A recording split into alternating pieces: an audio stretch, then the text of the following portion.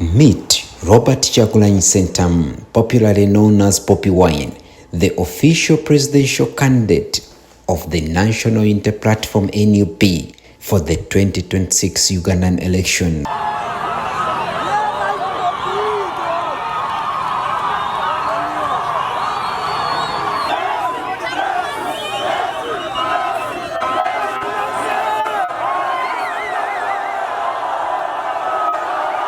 After a tumultuous past, including a highly contested 2020-2021 presidential election, Bobi Wine is back, and he is more determined than ever.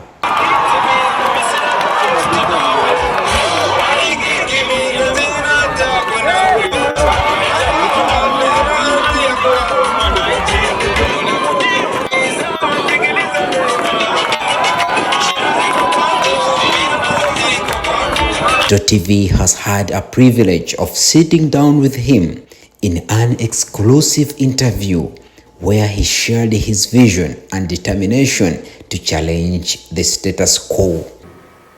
We are going into an election. Our finances are blocked, and you see clear efforts to block us even further. This is a struggle for the people. And for us Christians, we believe that where people put their money, their hearts are as well. With a history marked by violence, abductions, and arrests, Bobi Wine's resolve remains unwavering. As he prepares to face the electoral system once again, we explore his thoughts, strategies, and vision for Uganda's future. Njagala mumanye nti kino Katonda kye yatandika mufe tekigenda kudda mabega. Museveni ayina chance emu yokka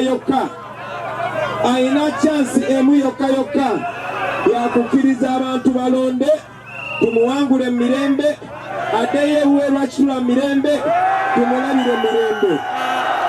My name is Ashraf Kassidi, hosting him on The Verdict, Ghetto TV.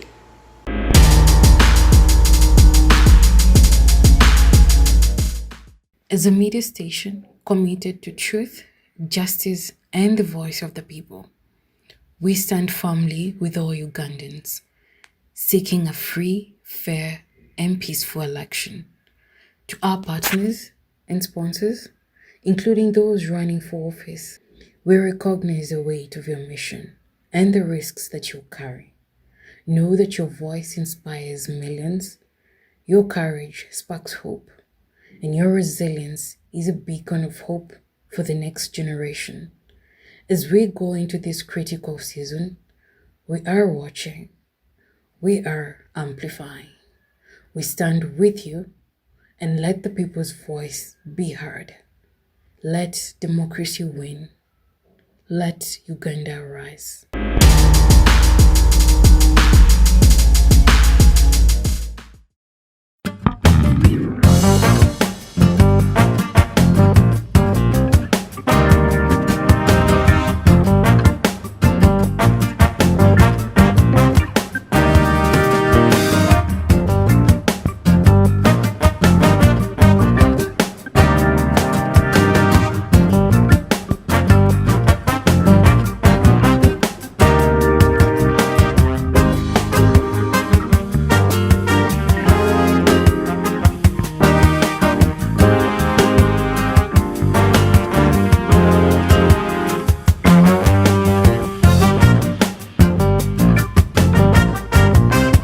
All right, my name is Ashraf Kassidi, and we are so glad today that we are hosting the National Unity Platform President, Robert Kyagulanyi Ssentamu. We are so glad, sir.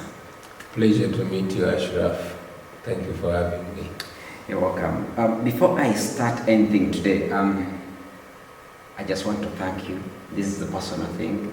I want to thank you for giving in that little time you have, because you are a busy person and you went for the burial of my father. I was so happy, although I was sad, I'm still sad, but I was so happy that you and many other leaders went and represented me at the burial of my father. Thank you. Thank you very much. Thank you so much for that. back to the verdict. You recently talked about the protest vote. I want my audience on Ghetto TV to get to understand how did you guys come up with this idea, and when someone hears the word protest, they understand going to demonstrate, going to, others think it's going to cause violence. And what do you mean by this word protest? Well, Ashraf, anybody that interprets protest with violence, then they have a problem, or they are the ones that are violent in nature. To protest is to disagree and express disagreement. In modern and civilized times, that disagreement, that dissent is expressed non-violently. And that is what we've always encouraged. And now, that is why we even decided to go into this election as a way to protest, vote them out in protest of the dictatorship, in protest of the corruption, the mass corruption. That is the best and easiest way for the people to punish these politicians, these people that come to them seeking for office, and then they turn around the people. So we've encouraged people to protest against them through their vote. That's what we call it. What are some of the avenues that you want people to use, or you think you're going to use? Maybe still trying to break down the protest vote and how it came about. Okay. These ideas come from various people. Because the argument in the beginning was, do we even go into the election that is in many ways predetermined, where the Electoral Commission is clearly biased, where the police and all other security organs are fighting against the citizens just to, sustain the status quo. Many people were arguing that we should boycott the election. But again, boycotting it is giving it to the dictator, because as you have seen and as you will continue to see, there are some candidates that are clearly placed by the regime to legitimize the process. So we resolved to go into this election as a way to protest, in a protest vote, and mobilize the citizenry to use this election as another, kickstart of rapid revolution and finally fall of the Museveni dictatorship. And of course, over time, other people have interpreted it in various ways. My favorite, and I believe everybody's favorite interpretation, is an interpretation by the women of the National Unity Platform. It is those women that came up with the idea of Kanonye, Kalonde, Kakumbe, Wakaba, Kabanje.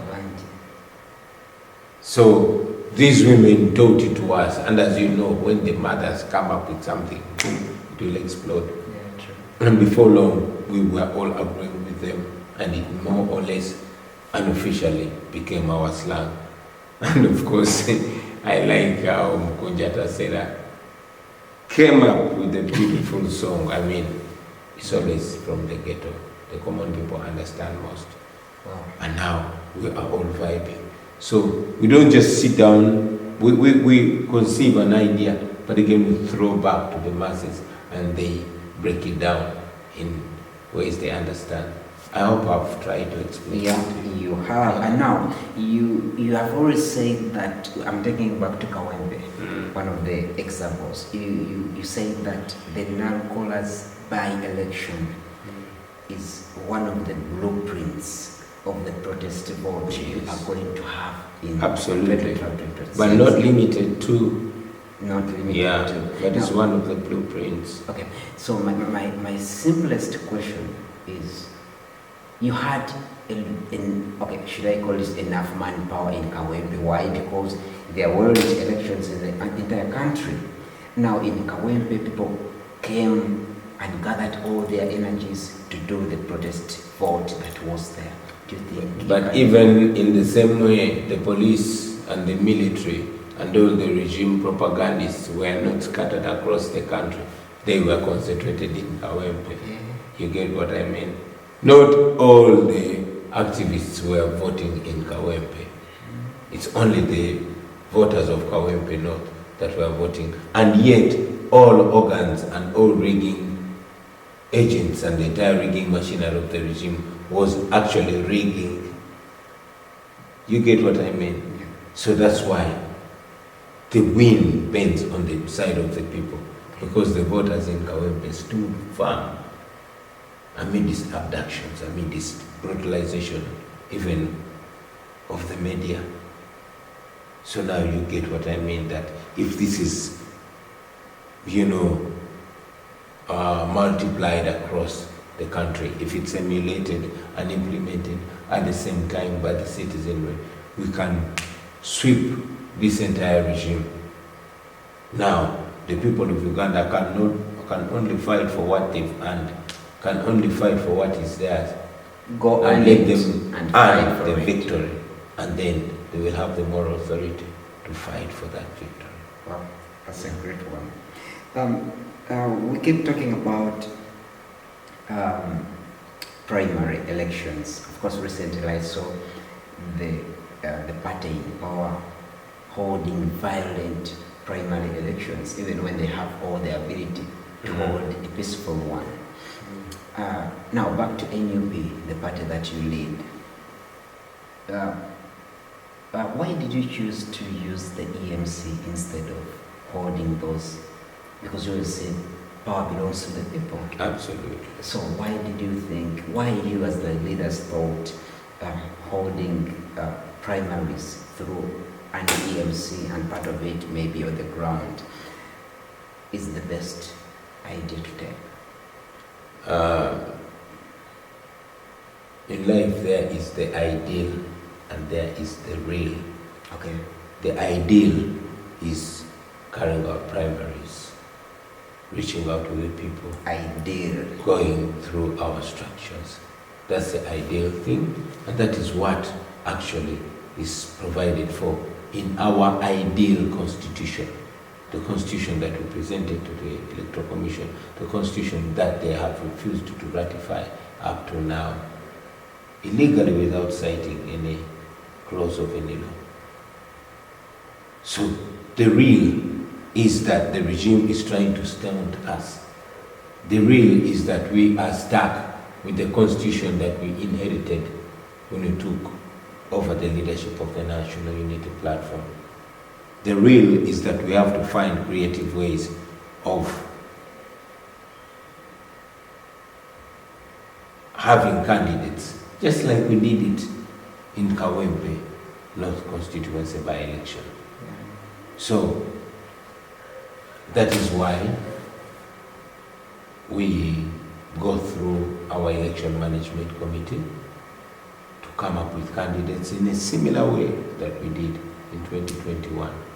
And also, and very importantly, Ashraf, I want you to know that the realities of Uganda, if we cannot be allowed to even carry out activities in our own headquarters, why would we think that the regime would let us carry out our primaries?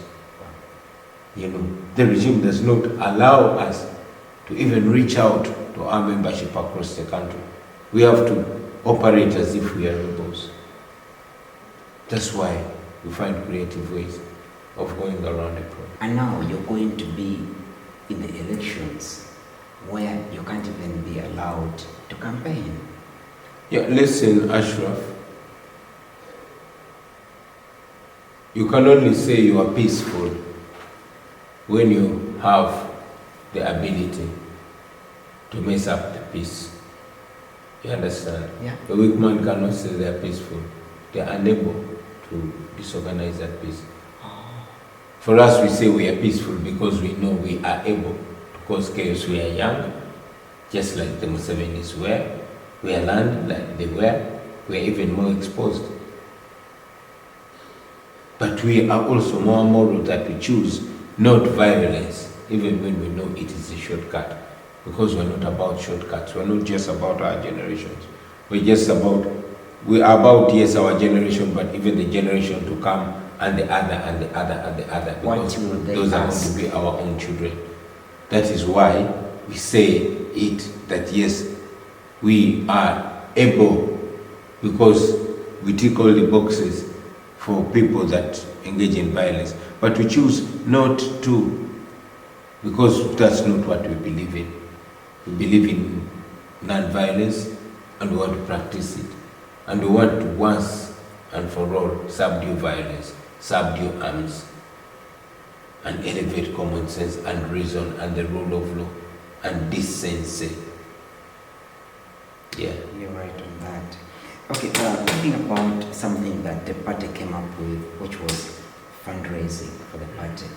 Let me start with this. The NUP refused to be engaged in anything called IPOD. The first question is why? To remind our audience at Keto TV, before I ask the second question about that. Well, first and foremost, the National Unity Platform is part of,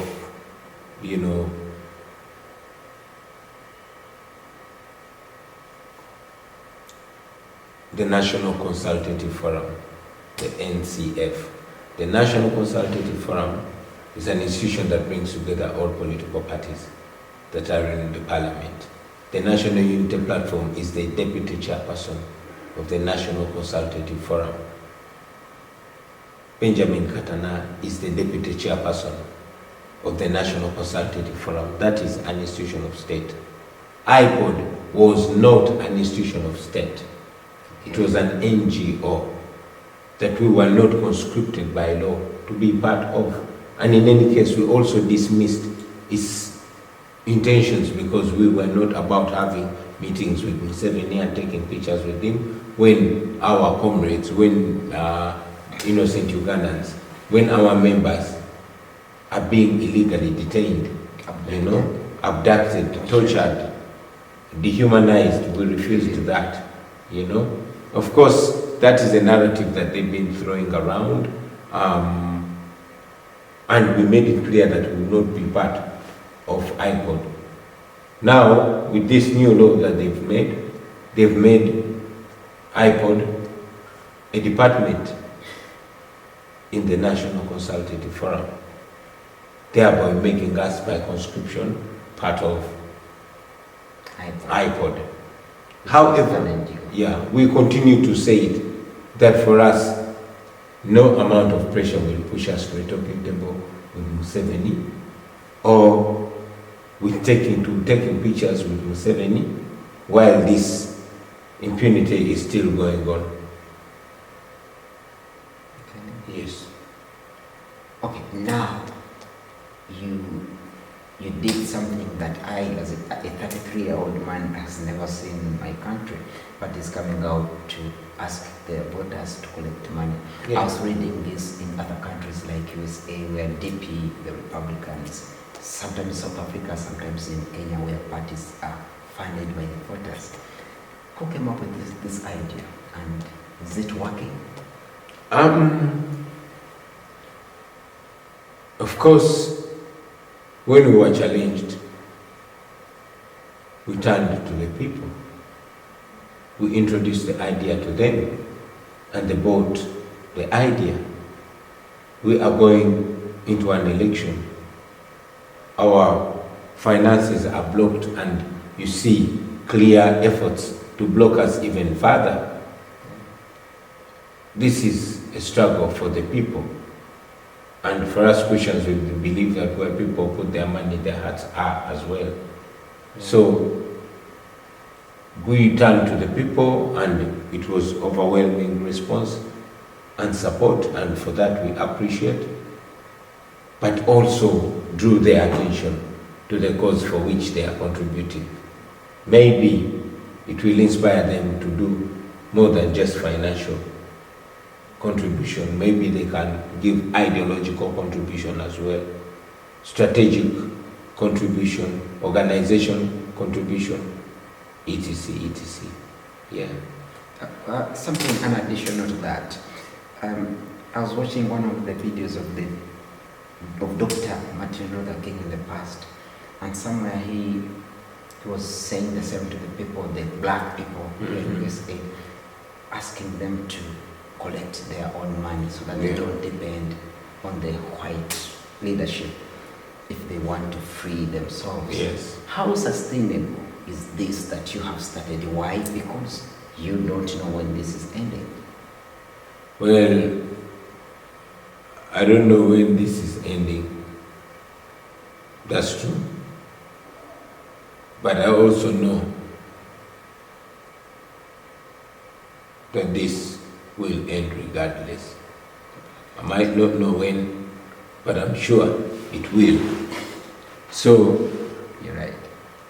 my role, my major target is making sure I don't give up. Yeah. And urging others not to. And urging others not to give up, encouraging them not to give up, to always keep their eyes on the prize. Something came up in the past where they said NUP is working with, should I say the name? Yes, with the German ambassador. So the question is, are you people working with any power in the West? Of course, that's an absolute lie. But again, this is the same regime that said they caught me with machine guns in my room. This is the same regime that says we stole Museveni's votes to 1 million, then others say 2 million. This is a propaganda regime. Yeah.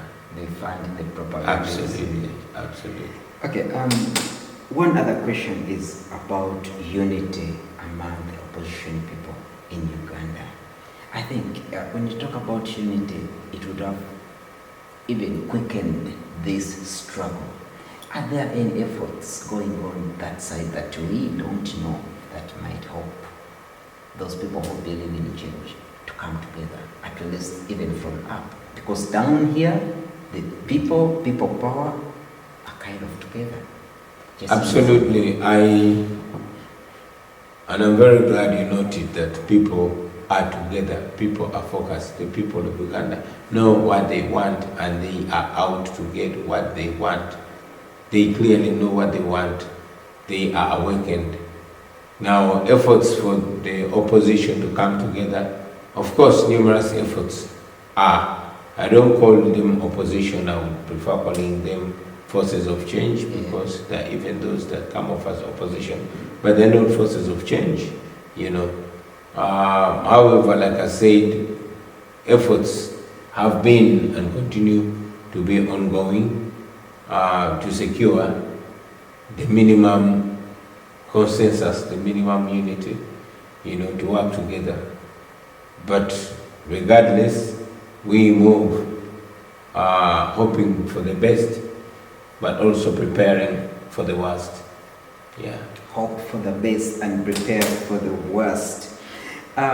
You chose a strategy that anyone would ask, why did you choose not to go and demonstrate on the streets, walk to work, do all that, and chose a different strategy? Well, we didn't choose a strategy. A strategy chose us. Okay. The times determine our decision, you know. Before we draw the attention of the world, before we organize enough, before we shine enough torch on the plight of the people, we hesitated to go confrontational with the regime. Of course, for us, even just speaking the truth is confrontation. We have been more organizational. That is what we decided to do as a national unity platform. It has registered great success, of course challenges as well, but we continue to pursue what we believe in. Yeah. Okay. Recently you came up with something called a gadi. I failed to turn it into English. A bicycle. Can you elaborate more about this when you talk about a gadi, what you meant? Because us in the ghetto, we know something different when you talk about a gadi.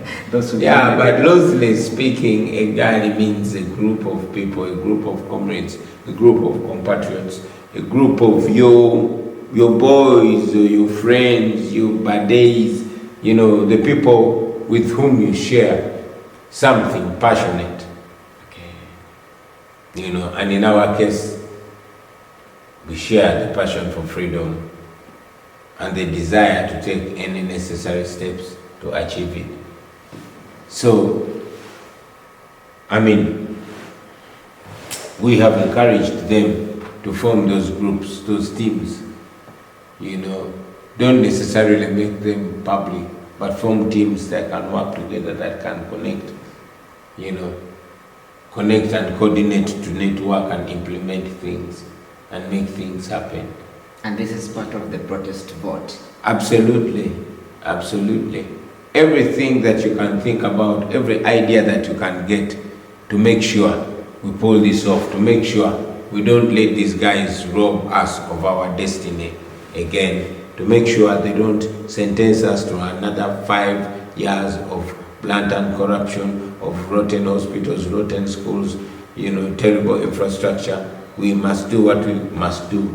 Everybody come up with an idea.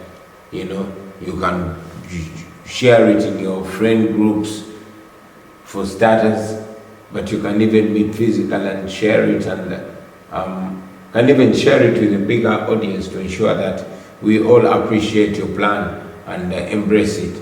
We must be planning, we must be planning, we must do everything to remove Museveni from power. That is what Ugandans must do, I can tell you, my brother. Because if we don't, we are in big trouble. The nation is being sold off, the nation is being mortgaged, and this is going to take our children 150 years to free up, 150 years to go back to 1986, to what we owned in 1986. We owned the transport system, we owned all, having to pay all the loans that exactly. So the sooner we terminate it, the better. When we stop Museveni, then we will immediately embark on a rebuilding, a recovery process. But doesn't this bring some fear in you, where most of the young people who take up all the ideas you give them, for example, Ikali, they understand this issue of protest vote, and you see many of them come out even on TikTok, on social handles, speak about them. Why? Because you have empowered them, you've enlightened them, but that fear in them that Museveni has all the manpower to crush them. What comes to your mind when you think about that?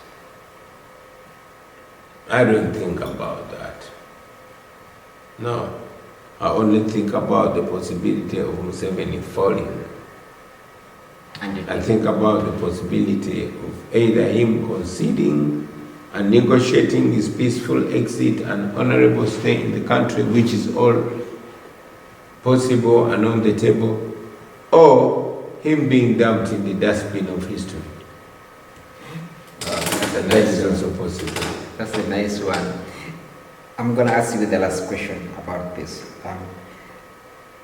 On the international level, we have seen a 37-year-old man called Ibrahim Traore, who is now a leader.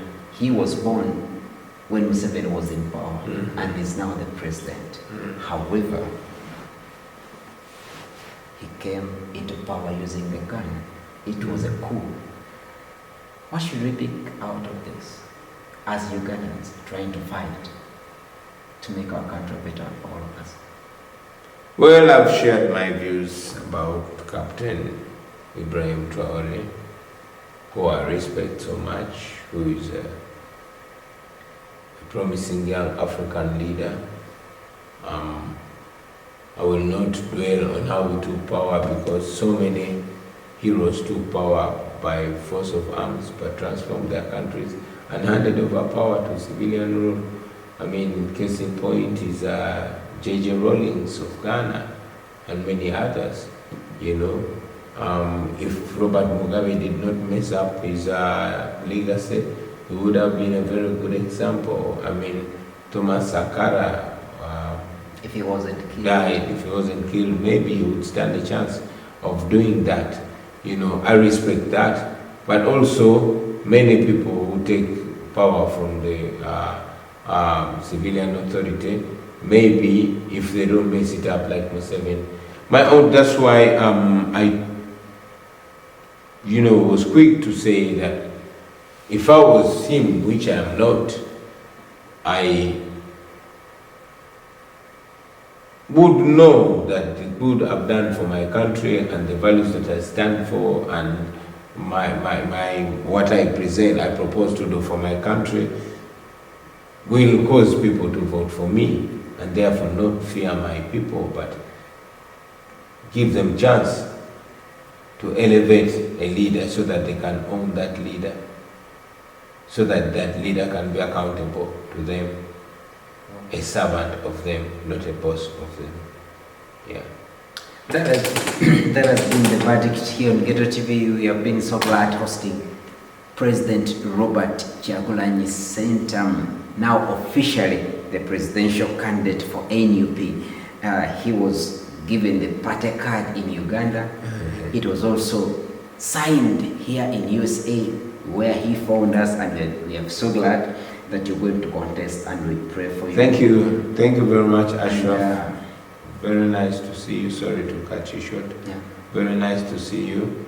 Thank you for continuing to be strong, and we wish you the best. Stay in this foreign land until we are free and you're able to come back home. We'll free up, you see me. Thank you so much. Yeah. Mwena mutwegatte ko tukyuse Uganda tusobole okuyagaliramu kuba ne bw'oba oyogera olulimi lwe lumu nabo tekigenda kutaasa bwe baba baagala ekikyo ne baba baagala kitwala n'otali bwenkanya. So tusitukire wamu baganda bange twerwaneko tukyuse ensi yaffe tusobole okweyagalira mu nsi yaffe ffenna, no matter the tribe, no matter the language.